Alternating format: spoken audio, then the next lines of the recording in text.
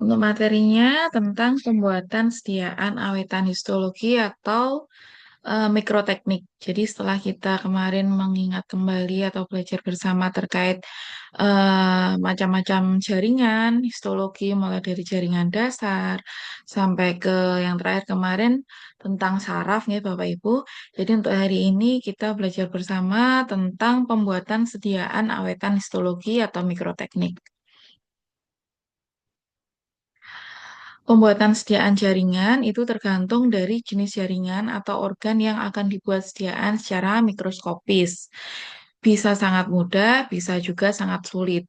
Nah, sediaan yang baik itu dia mampu menggambarkan kondisi sel atau jaringan selayaknya sel atau jaringan tersebut berada di dalam tubuh. Sel atau jaringan apabila terlepas dari tubuh, dia kemungkinan besar bisa mengalami kerusakan sampai dengan kematian sel atau dikenal dengan istilah apoptosis atau nekrosis. Untuk mikroteknik sendiri, definisinya adalah cara pembuatan sediaan histologi yang dapat diamati di bawah mikroskop. Macam sediaan histologi itu ada dua macam, ada sediaan segar dan sediaan permanen. Untuk sediaan segar itu atau sediaan hidup itu yang biasanya langsung diamati di bawah mikroskop. Tujuannya untuk mengamati keadaan alamiah sediaan, antara lain untuk mengamati warna, bentuk, jumlah komponen jaringan, ada tidaknya gerakan. Itu untuk tujuan dari pembuatan sediaan hidup. Untuk kerugiannya biasanya dia mudah rusak. Terus kontras antara bagian-bagian sediaan itu tidak terlihat secara jelas. Untuk sediaan permanen itu ada jenis-jenisnya, ada sediaan utuh, sediaan apu, sama sediaan irisan. Tujuan dari pembuatannya dari sediaan irisan ini diperoleh irisan yang tipis sekali dan rata. Dapat diamati di bawah mikroskop, struktur jaringan mirip dengan aslinya. Dan juga memiliki kontras antara bagian-bagian dengan jelas. Karena biasanya kalau sediaan dengan menggunakan irisan ini pastinya menggunakan pewarnaan. Sedangkan kalau yang sediaan yang hidup atau sediaan segar itu jarang menggunakan pewarnaan sehingga bagian-bagiannya memang lebih susah untuk diamati. Cara pembuatan dari sediaan irisan itu dengan cara parafin, cara seloidin, dan irisan beku atau frozen section. Gambaran alat-alat yang diperlukan untuk membuat sediaan awetan histologi atau hal-hal yang diperlukan untuk mikroteknik. Di sini ada petri dish, pinset, pipet tetes, gunting bedah, mikrotom, lalu ada pisau bedah, spatula, ada mikroskop majemuk, hot plate, kemudian ada Bunsen, terus ada gelas piala, cover glass, objek glass, dan botol film.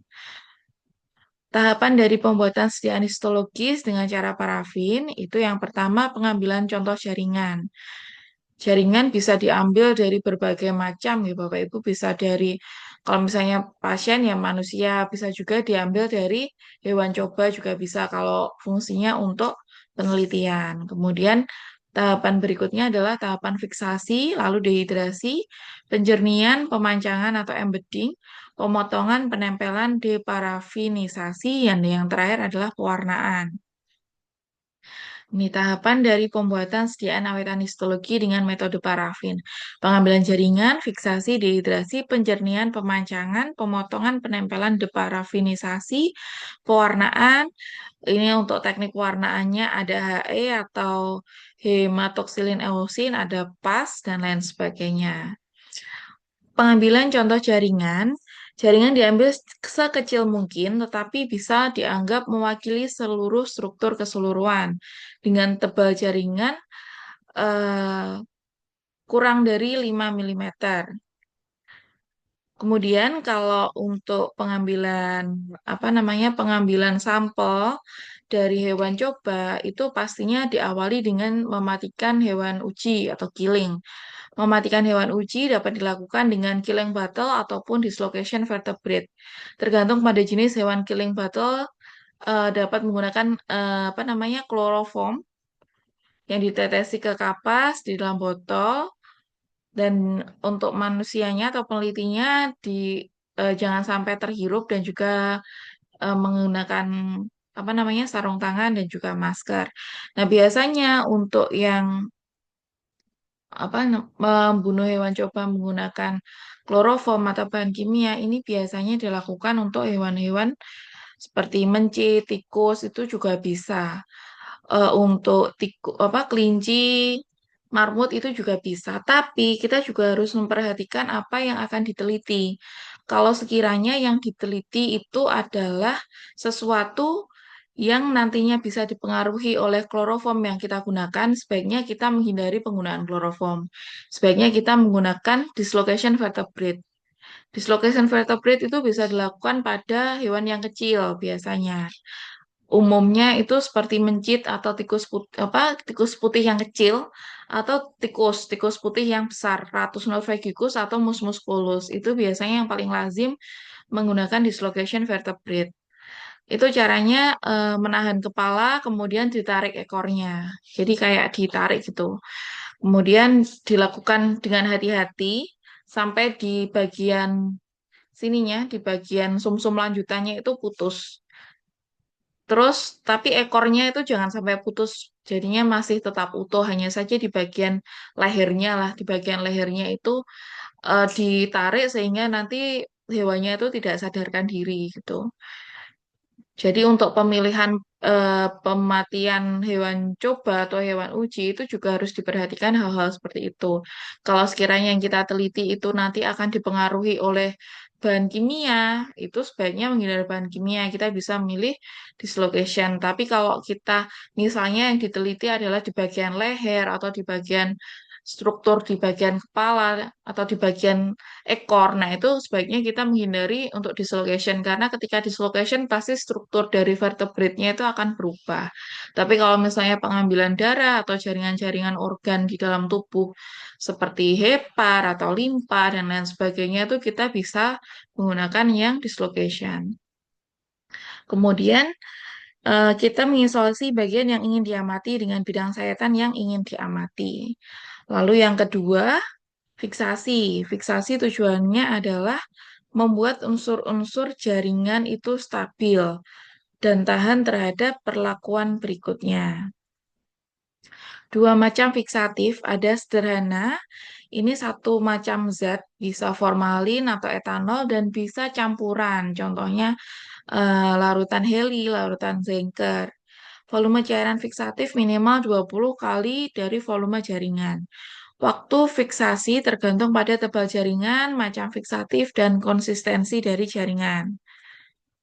Yang ketiga adalah proses dehidrasi. Tujuannya untuk mengambil semua air dari dalam jaringan, membersihkan sisa-sisa fiksatif supaya tidak terbentuk es pada jaringan di tahap proses berikutnya. Untuk bahannya menggunakan etanol bertingkat dari konsentrasi tinggi ke konsentrasi yang rendah. Dari konsentrasi 70% sampai 100% atau biasanya 96% itu alkohol absolut ya jarang kita temui ada alkohol 100%. Kemudian waktu itu tergantung pada volume jaringan sekitar 6 sampai 24 jam. Dehidrasi dengan alkohol itu 70%, 80%, 90%, lalu alkohol absolut sebanyak 2 kali. Tujuan dari dehidrasi dan clearing, untuk dehidrasi sendiri dia mengeluarkan air di dalam jaringan, sehingga waktu embedding parafin itu dapat menyusup sempurna ke dalam jaringan. Kemudian untuk yang clearing itu dia fungsinya untuk menggantikan larutan alkohol atau aseton dengan larutan yang dapat melarutkan lilin atau parafin yang akan dimasukkan ke dalam jaringan. Prinsip dehidrasi dan clearing, kalau yang dehidrasi itu air dan cairan fiksatif dikeluarkan dari dalam jaringan dengan menggunakan larutan alkohol atau aseton, sedangkan clearing itu alkohol atau aseton di dalam jaringan digantikan oleh larutan silol atau benzol atau bisa juga pertamax. Untuk alat dan bahannya itu wadah untuk dehidrasi dan clearing alkohol atau aseton atau benzol atau pertamax, lalu kaset tisu.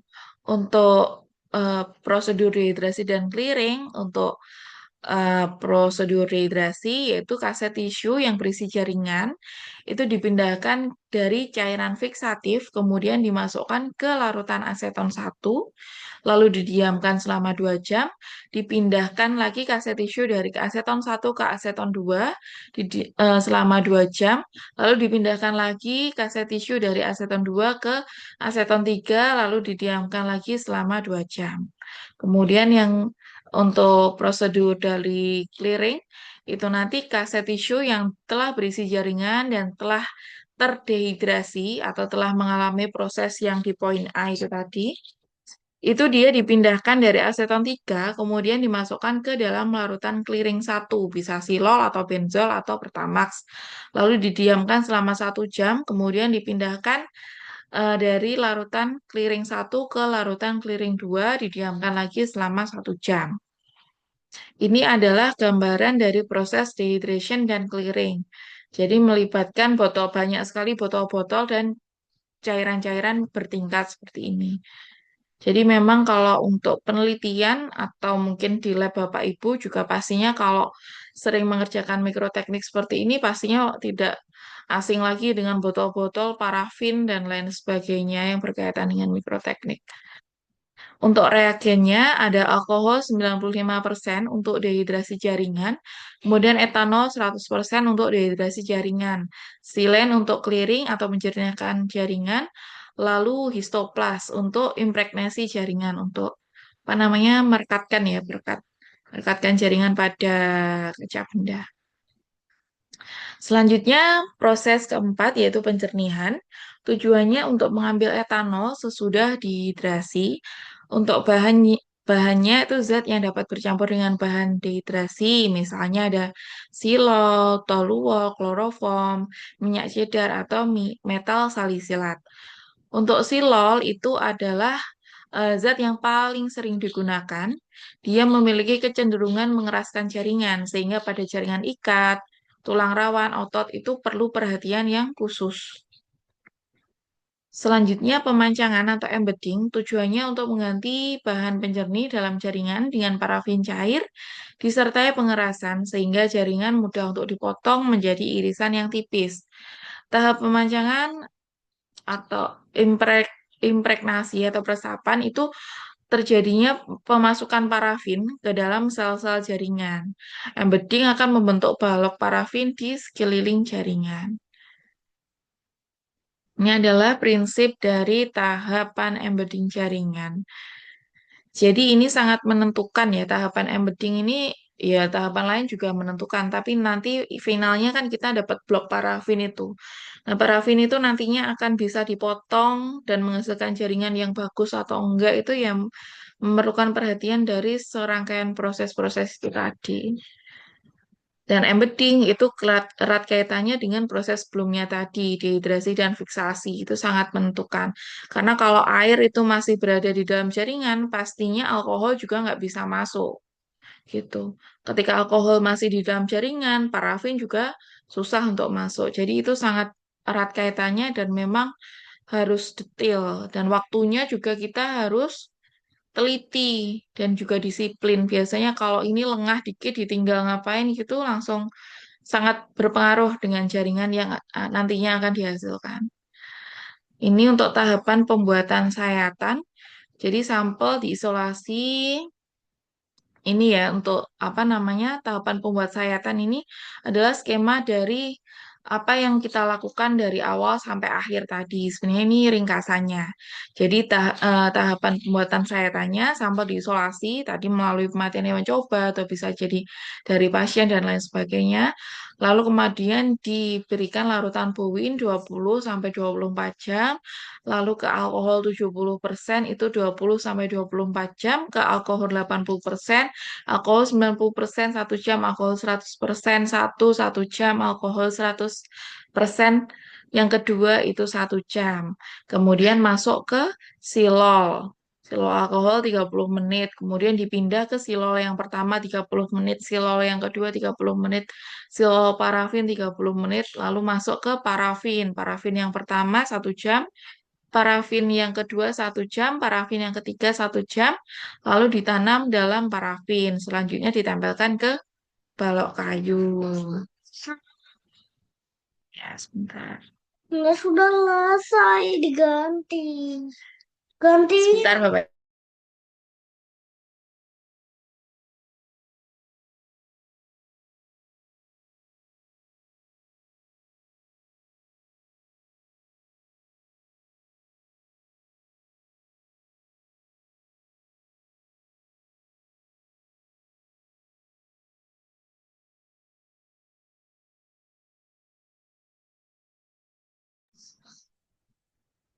Baik, mohon maaf sebelum. Kemudian setelah ditempelkan ke balok kayu, kemudian nanti setelah parafin dengan berisi jaringan itu nanti sudah keras, terus kemudian disayat. Nah, selanjutnya untuk proses pemotongan, nih, jaringan di dalam blok parafin dipotong dengan mikrotong atau alat pemotong mekanis dengan irisan tebalnya 5 sampai 12 mikrometer. Jadi biasanya untuk pemotongan ini nanti kita mendapatkan potongan berbentuk seperti pita yang sangat tipis nih Bapak Ibu. Jadi memang membutuhkan keterampilan dan keahlian untuk proses pemotongan ini. Kalau dulu itu alatnya itu ya, apa namanya, manual ya. Kalau dulu itu, jadi digulung gitu, terus nanti ditempelkan ke kaca benda seperti itu. Biasanya motongnya juga nggak cuma 1 potong atau 2 potong, ya motongnya langsung 1 blok itu nanti sangat berapa puluh gitu, banyak sekali. Karena kalau cuma beberapa potong, nanti takutnya hasilnya nggak sesuai dengan yang diinginkan. Jadi biasanya kalau di lab itu ya ngerjakannya berpuluh-puluh gitu untuk satu jaringan. Nah, alatnya seperti ini, pasti Bapak Ibu juga sudah tidak asing dengan mikrotom dan juga menggunakan kuas untuk ngambilnya karena itu sangat lembut nih Bapak Ibu. Nah, seperti ini untuk jaringan yang dipotong dengan menggunakan mikrotom, nanti hasilnya akan tampak seperti ini berupa pita-pita. Berupa pita berisi jaringan dan parafin. Hal-hal yang harus diperhatikan dalam proses pemotongan atau penyayatan. Yang pertama, mikrotom harus berat mungkin. Kemudian yang kedua, meja tempat mikrotom itu harus stabil. Yang ketiga, pisau harus cocok dengan mikrotom. Yang keempat, posisi pisau harus stabil. Selanjutnya, mata pisau harus tajam, bersih, dan suhunya harus sama dengan balok jaringan yang akan disayat.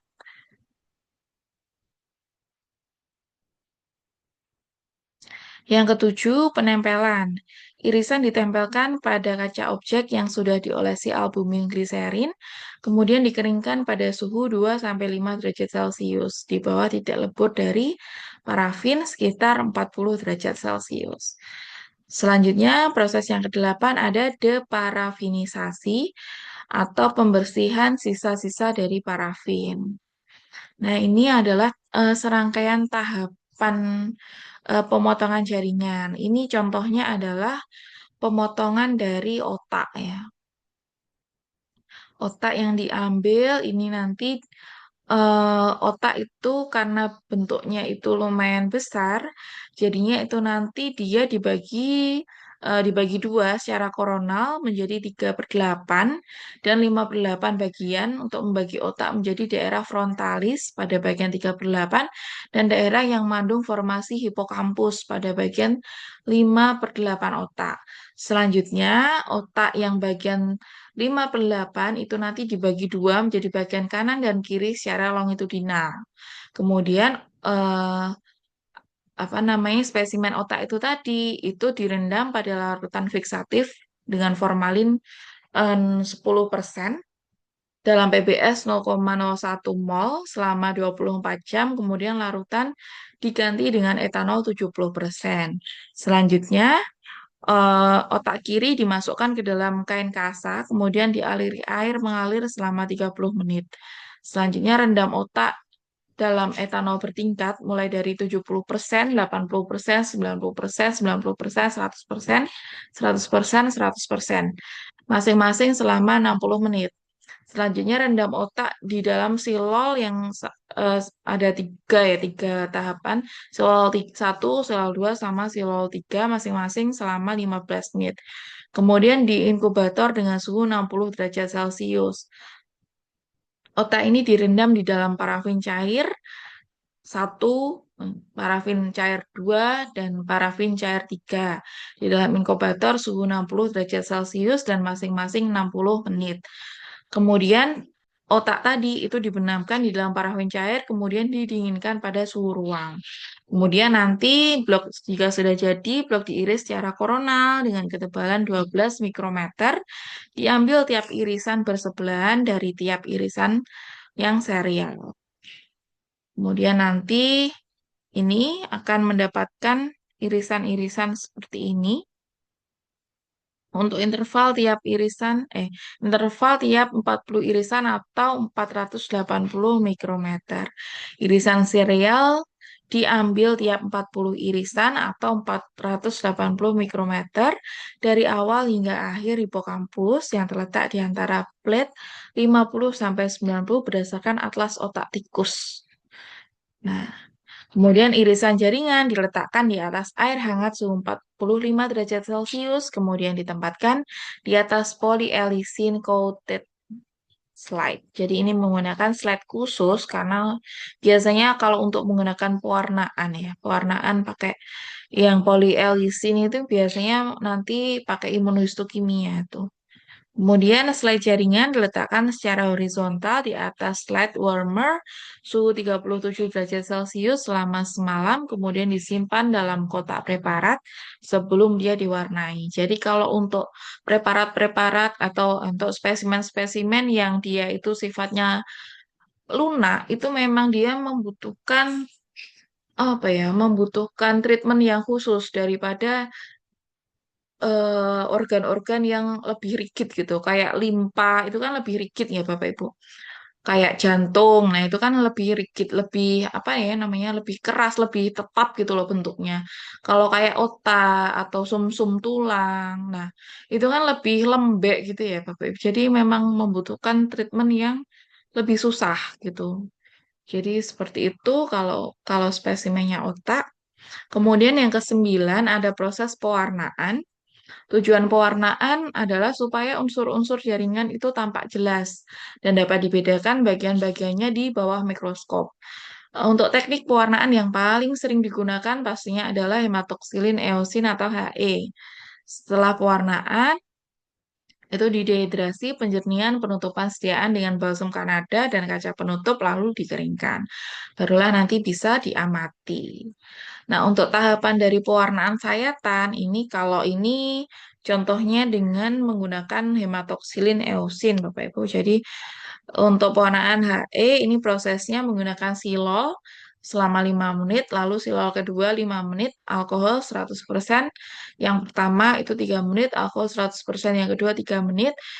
Selanjutnya alkohol 90% 3 menit, alkohol 80% 3 menit, lalu alkohol 70% 3 menit, lalu masuk ke hematoksilin selama 0 sampai 20 detik. Ini kebalikan dari proses untuk mikroteknik yang tadi ya, pengirisan jaringan tadi ya. Untuk fiksasi, dehidrasi dan lain sebagainya tadi. Kalau yang pewarnaan itu dia kadarnya dari tinggi ke rendah. Tapi kalau yang tadi, yang fiksasi sama dehidrasi itu dari kadar yang rendah ke tinggi. Kemudian untuk hematoksilin setelah 20 detik itu nanti dicuci dengan air yang mengalir, kemudian dimasukkan lagi ke alkohol 70% selama 2 menit, alkohol 80% 2 menit, alkohol 90% 2 menit. Lalu masuk ke eosin. Lalu masuk ke eosin, setelah masuk ke eosin selama 20 detik, kemudian dimasukkan lagi ke alkohol 100%, lalu ke alkohol 100% berikutnya selama 2 menit, masuk silol ketiga 1 menit, silol keempat 1 menit, kemudian diteteskan entelan atau apa namanya balsam Kanada ya, atau perekatnya itu nanti, lalu ditutup menggunakan cover glass. Jadi itu proses dari pembuatan sediaan awetan histologi atau mikroteknik. Jadi memang eh, pentingnya kita mengetahui jaringan-jaringan itu bentuk-bentuknya seperti apa, itu sebagai bekal dari pengamatan jaringan. Karena kalau memang kita tahu bentuk normalnya seperti ini, maka kita akan bisa mengetahui jaringan mana yang sekiranya tidak normal dan lain sebagainya. Kalau biasanya eh, apa namanya? Kalau untuk jaringan seperti ini itu banyak sekali penelitian-penelitian. Biasanya kalau penelitian seperti menggunakan herbal misalnya. Nah, nanti apakah herbal itu berpengaruh pada fungsi ginjal atau apakah penggunaan herbal tertentu itu bisa mempengaruhi dari sel-sel imun yang diproduksi oleh limpa, itu bisa sekali menggunakan penelitian metode seperti ini, Bapak Ibu. Jadi mungkin Bapak Ibu yang bekerja di lab, lab yang mikroteknik ya, lab PA, itu pastinya sudah sangat apa namanya sudah sangat familiar dengan teknik seperti ini atau nantinya mungkin kalau mau penelitian menggunakan hewan coba pun itu juga sangat bisa TLM skripsi seperti itu juga sangat bisa. Kebetulan untuk yang adik-adik kemarin itu ada juga yang menggunakan gambaran apa histologi seperti ini itu ada 3 orang yang judulnya seperti itu.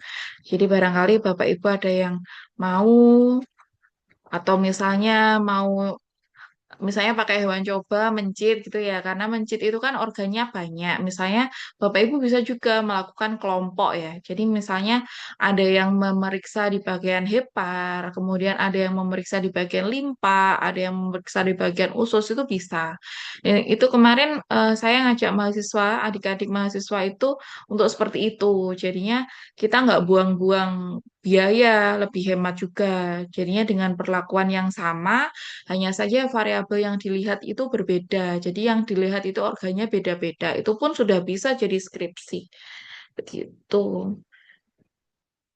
Jadi banyak referensi judul dan ini bisa juga dijadikan sebagai bekal ya untuk penelitian. Barangkali Bapak Ibu ada yang berminat. Baik, dari sini adakah yang ingin ditanyakan terkait mikroteknik materi hari ini, Bapak Ibu? Ibu izin saya mau bertanya, Bu. Iya, dengan Ibu siapa ini? Bu Ibu Rosa. Rosa ya. Oh ya, silahkan. Bu, untuk yang tahapan embedding tadi kan tahapan yang krusial ya, Bu ya. Kalau Ya, misalnya masih di tahapan sebelumnya dehidrasi sama clearingnya tidak baik, di tahapan embeddingnya juga eh, bakal gagal gitu ya, bisa retak ya. atau rapuh gitu. Nah, pertanyaan saya pada saat dehidrasi sama clearing menuju ke tahap embedding, Bu bisa nggak sih Bu jaringan kayak nggak bagus gitu atau misalnya terlalu berair atau gimana sehingga pada saat tahap embedding itu jaringannya udah terdapat jaringan yang bagus dan nggak gagal gitu atau memang nggak bisa kedetek gitu kalau misalnya jumlah airnya masih terlalu banyak gitu Bu. Ah, mungkin itu Bu. Terima kasih. Semoga Ibu mengerti. Oke. Jadi untuk pertanyaannya itu pada saat dehidrasi dan clearing itu apa namanya apakah jaringannya itu sudah bisa terdeteksi gitu ya? Apakah dia itu bisa dilanjutkan embedding atau enggak gitu ya? Ah ya Bu gitu. Oke. Ada pertanyaan yang lain Bapak Ibu mungkin sebelum saya menjawab pertanyaannya Bu Rosa. Dari mana Ibu Rosa? Dari Kalbar Bu. Eh, biasanya itu di lab PA ya atau Enggak bagaimana? Bu. Atau di mana? Saya di Puskesmas Bu. Oh, baik. Baik, pertanyaan yang bagus. Adakah yang mau ditanyakan lagi dari Bapak Ibu?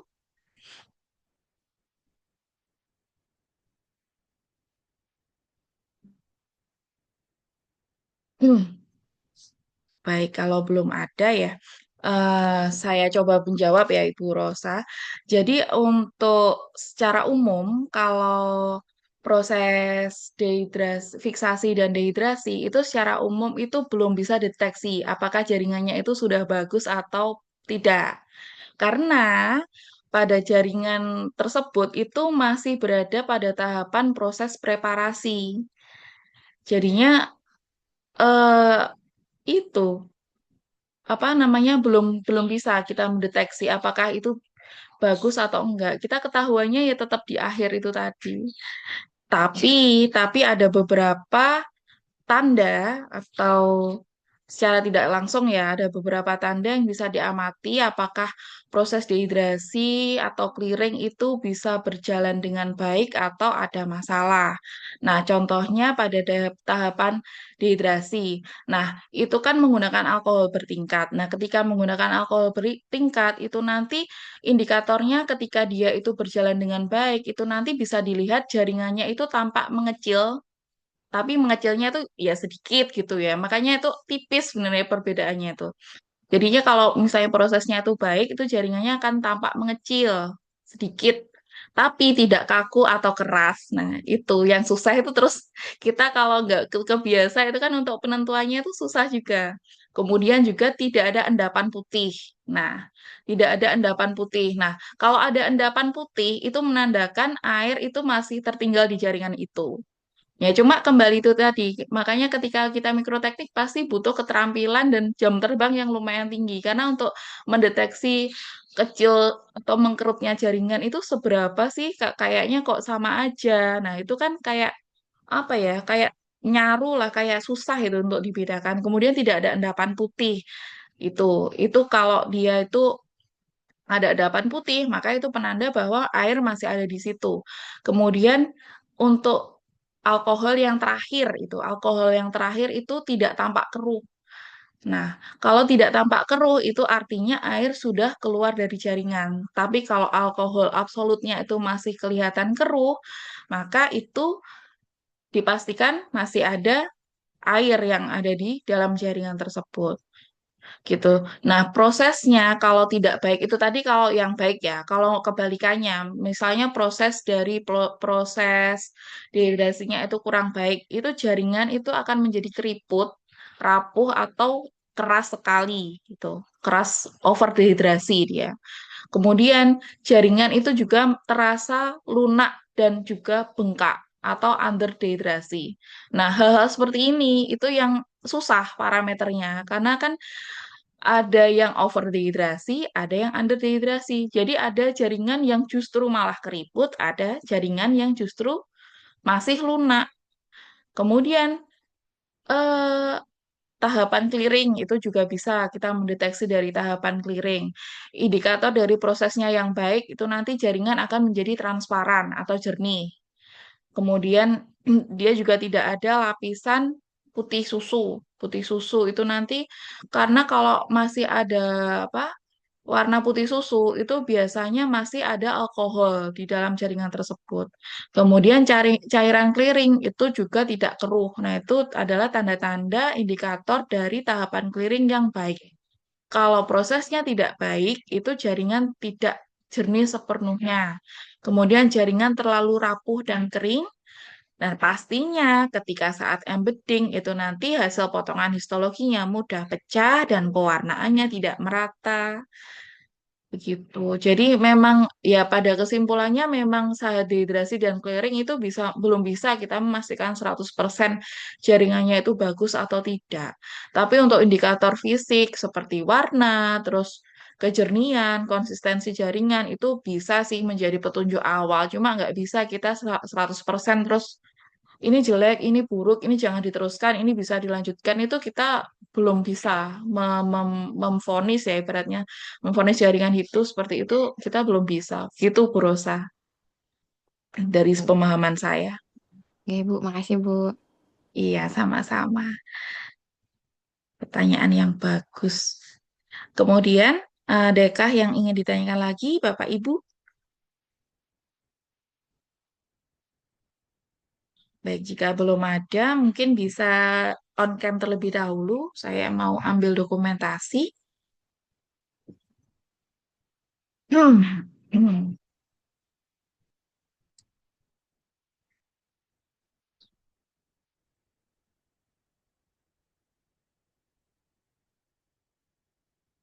Baik, saya ambil dokumentasi.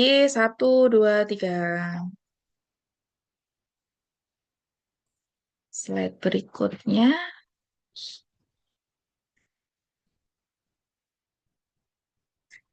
Baik, terima kasih Bapak Ibu.